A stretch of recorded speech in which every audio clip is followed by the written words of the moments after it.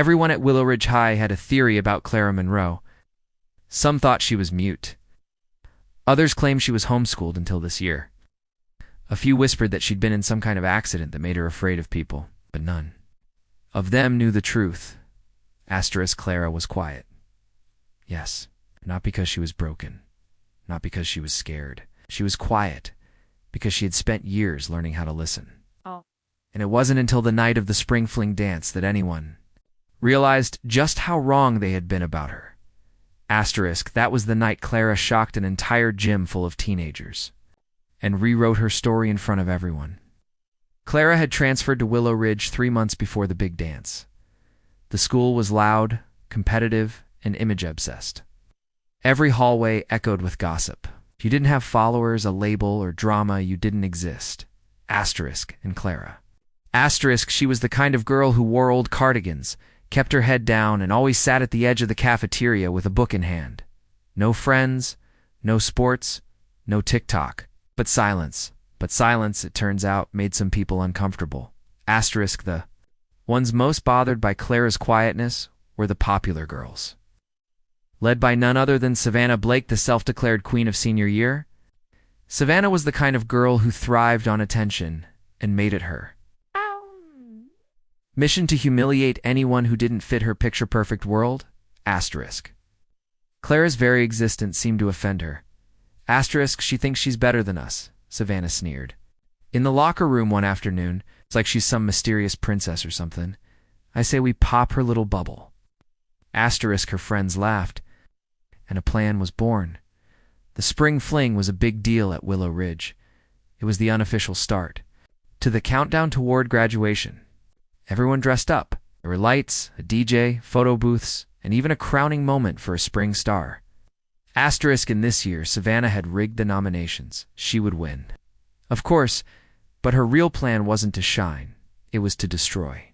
Clara, unaware of what was coming, had debated going to the dance at all. She wasn't into parties. She didn't own anything fancy. But her grandmother who'd raised her had encouraged her sometimes. Darling, you have to show up for yourself, she said, pressing a simple silver locket into Clara's hand. Even when you're afraid, so Clara stitched together a vintage-style navy dress from her mother's old clothes. It wasn't trendy, but it was hers. And that night, with her hair pinned back and the silver locket around her neck, Clara looked like something out of Time. Quiet, elegant, different. The dance was already in full swing when Clara walked in. Music pulsed. Through the gym walls, neon lights swept across the crowd, and glitter rained from the ceiling. Most students didn't notice her arrival, but Savannah did. Oh, she showed up, Savannah whispered, grinning wickedly. Perfect. The trap was ready. Clara made her way to the back wall, standing near the snack table. She sipped punch, watched, listened. A few students looked at her curiously, some whispering behind their hands. But she didn't care. She was used to being the ghost in the room. Then. Just before the big announcement for Spring Star, the DJ's voice boomed through the mic. Before we crown our winner, we have a special surprise. Someone in this room has a hidden talent. They've been nominated for a solo performance. The crowd buzzed. Who? And that person is Clara Monroe. Gasps. Murmurs. Heads turned toward her. Clara blinked, stunned. Clara, the DJ called again. Come on up. Savannah smirked from the front row, holding her phone, already recording. It was a setup. A cruel prank. A silent girl forced to sing or dance in front of hundreds. Public embarrassment. Social suicide. The gym held its breath. Clara stepped forward. Every step felt like walking through fire. Clara wasn't trembling. She wasn't crying. She reached the stage, took the mic, and turned to the crowd. I didn't plan to perform tonight, she said softly, but maybe I should. Savannah's grin froze, and then Clara stepped back and began to dance. Not just dance, she soared. Her movements were fluid, powerful, rooted in classical ballet with graceful contemporary spins. Each step was poetry. Every turn told a story of someone who had once been forgotten, but never broken. The gym went dead silent. Even the DJ forgot to cue the music. Asterisk, she danced without sound. Without backup. It's just her. Asterisk, and when she ended, her arms open, chest rising with breath, the room erupted. Asterisk. Screams. Applause so loud it shook the walls. Asterisk, Savannah's phone slipped from her hand. Clara didn't wait for approval.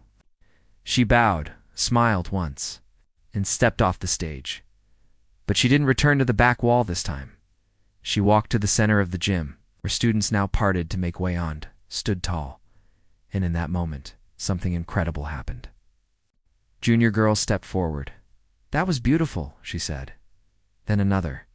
"Where did you learn that?" Asterisk. Clara looked at them. Oh. "My mom was a dancer. She taught me before she passed." Asterisk. The crowd fell quiet again. It's time and respect. Clara. Didn't win Spring Star, but she didn't need to. She left the gym that night, not as the quiet girl in the corner, but as the girl who dared to rise above cruelty and show the world her light. The next Monday, things had changed. Asterisk students said hello. Teachers smiled.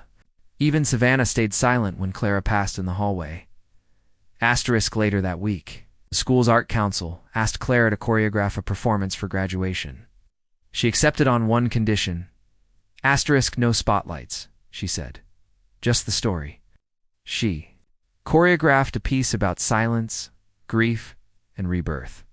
And when she performed it at graduation, the audience cried. She didn't speak many words that day. She didn't need to. Asterisk, her dance spoke volumes. By summer, Clara had been offered a scholarship to a local dance academy. She visited her mother's grave, placed her silver locket on the headstone, and whispered, "I found my voice." And she had, not through shouting, not through revenge, asterisk, but through grace, talent, and a courage that didn't need noise to be heard. Final message. Being quiet isn't weakness. Sometimes. It's the loudest form of strength, and when you rise, even those who mocked you will be forced to listen. Asterisk.